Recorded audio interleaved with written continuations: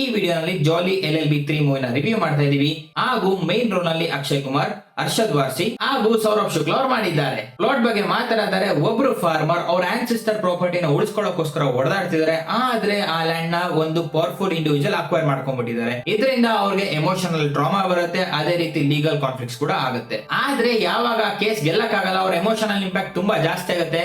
ಅದಾದ್ಮೇಲೆ ಅವ್ರ ವೈಫ್ ಅದೇ ಕೇಸ್ ನ ಕಂಟಿನ್ಯೂ ಮಾಡ್ಕೊಂಡು ಹೋಗ್ತಾರೆ. ಅವರೇ ಈ ಮೂವಿ ಕೋರ್ ಅಂತ ಹೇಳ್ಬೋದು. ಅದೇ ರೀತಿ ಇಬ್ರು ಜಾಲಿನೂ ಕೂಡ ಬರ್ತಾರೆ ಮೂವಿನಲ್ಲಿ.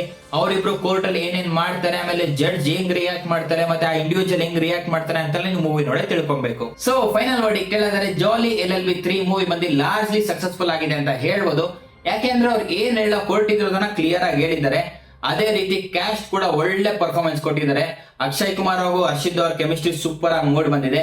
ಜಡ್ಜ್ ಕೂಡ ಸಖತ್ತಾಗಿ ಮಿಂಚಿದ್ದಾರೆ ಮೂವಿನಲ್ಲಿ. ಖಂಡಿತವಾಗ್ಲೂ ಒಂದ್ಸತಿ ನೋಡ್ಬೋದು, ಫ್ಯಾಮಿಲಿ ಜೊತೆ ಕೂತ್ಕೊಂಡು ನೋಡ್ಬೋದು. ನಾನು ಈ ಮೂವಿಗೆ ರೇಟ್ ಮಾಡ್ತಾ ಇದೀನಿ 7 out of 10. Thank you for watching. See in the next video.